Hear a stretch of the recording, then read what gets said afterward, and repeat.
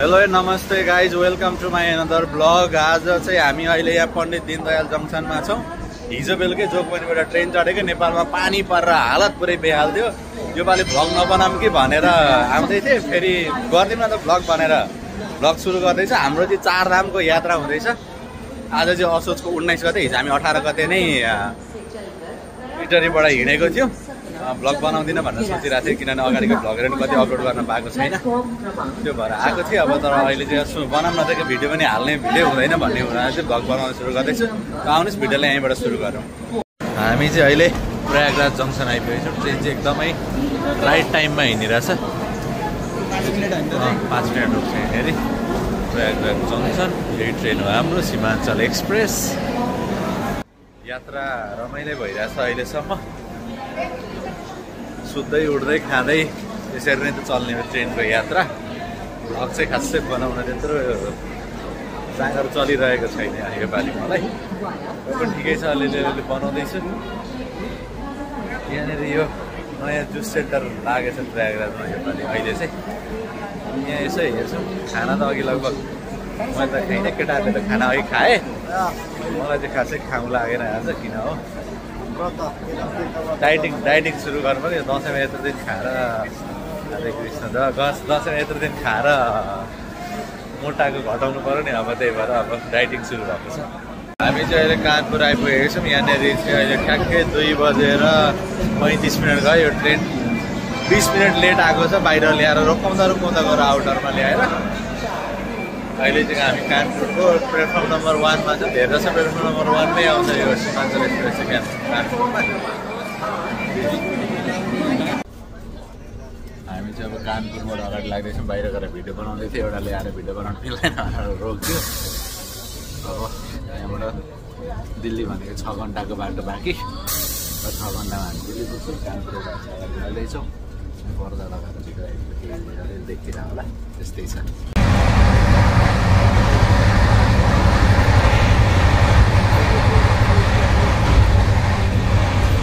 अहिले चाहिँ बेलुका 5:35 भएको छ। ट्रेन चाहिँ 45 मिनट डिले भइसकेको छ। ट्याक्कै पर घाम अस्ताउँदैछ है।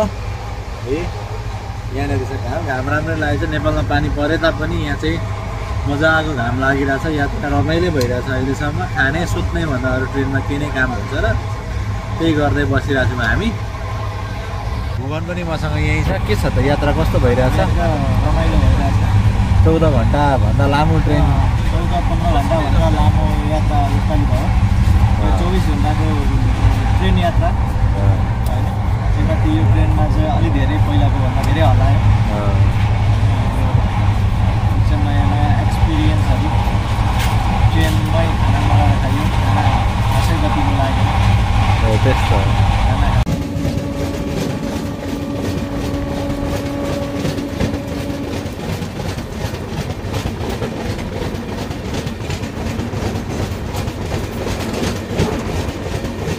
हामी चाहिँ अहिले टुन्डा आइपुगेको छौँ। बेलुका 6:21 गएको छ। अब यहाँबाट हामीलाई अरू 2-2.5 घन्टा जति लाग्छ। ट्रेन चाहिँ 40-50 मिनट लेट भयो यहाँ आइपुग्दाखेरि। सबै अब वृन्दावन मथुरा जाने मान्छेहरूको ग्याङ मात्रै होला। सबैजना यहाँ टुन्डामै उत्रिरहेछन् वृन्दावन मथुरा जानलाई होला। त्यो हामी यहाँको ट्रेनमा चाहिँ 500-700 जना चाहिँ नेपाली मात्रै थियो होला। पुरै मस्त ट्रेन खाली भइसक्यो। अब हामी चाहिँ 9:20 आनन्द विहार आइपुगेको छौँ। ट्रेन चाहिँ ठ्याक्कै 25 मिनट लेट आएको छ आज। पानी मौसम केले गर्दाखेरि पनि हिजोदेखि लेट थियो। उहाँबाट हिँड्दैदेखि पनि त्यो सबै कभर गर्दा 25 मिनट लेट आइपुगेको छ यहाँनिर। अब हामी यहाँबाट हजरत निजामुद्दिन रेलवे स्टेसन जान्छौँ। बाहिर गाडी हाम्रो रेडी छ। त्यसमा चढेर हामी त्यहाँ जान्छौँ, खानासाना खान्छौँ। त्यसबाट राति 2 बजी हाम्रो त्यहाँबाट हरिद्वारको ट्रेन छ। त्यो ट्रेन चढेर हामी हरिद्वार जान्छौँ। अहिले चाहिँ हामी यहाँबाट अब बाहिर निक्लेर गाडी लिन्छौँ। हाम्रो 4 धाम यात्राहरू योपालि। अहिले चाहिँ रातिको 1:40 गयो। हाम्रो ट्रेन चाहिँ 2 बजे आउनुपर्ने, 10-15 मिनट लेट छ। म चाहिँ यतिकै त बाहिर निक्लेछु, वेटिङ रुममा बस्दा दिक्क लागेर।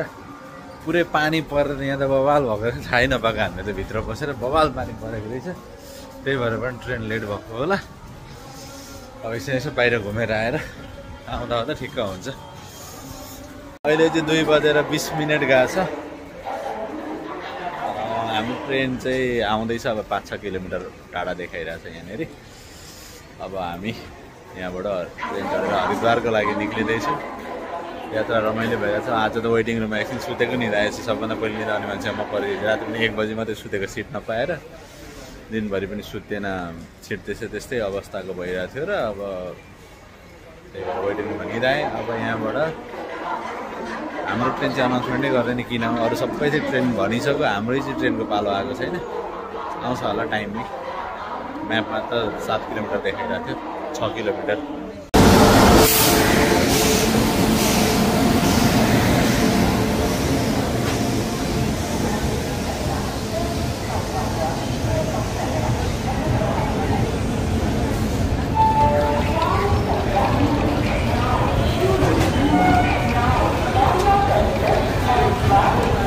हामी चाहिँ यहाँ हरिद्वार आइपुगेर गाडीबाट उत्रौँ। सबैजना उत्रिँदै हुनुहुन्छ। आधी जाति यहाँ छौँ हामी, अरू यहाँ पर हुनुहुन्छ। अहिले चाहिँ बिहानको 7:58 गएको छ। हरिद्वारमा घाम चाहिँ लागेको छैन, हल्का लाग्ला जस्तो मात्रै भएको छ। शीतल छ मौसम, राम्रै छ अहिलेसम्म। घाम चाहिँ यहाँ देखिन आँट्दै मात्रै छ। यस्तो छ मौसम, ठ्याक्कै घाम देखिनलाई दामी भएको छ मौसम चाहिँ। हुँदा अब हामी यहाँबाट बाहिर निस्किन्छौँ। गाडी हाम्रो बाहिर रेडी छ, आएर पर्खिरहेछ। त्यो गाडी चढ्छौँ र हामी यमुनोत्रीतिर प्रस्थान गर्छौँ। अब यो भिडियोलाई म यहीँ एन्ड गर्छु। हस् त, बाई बाई।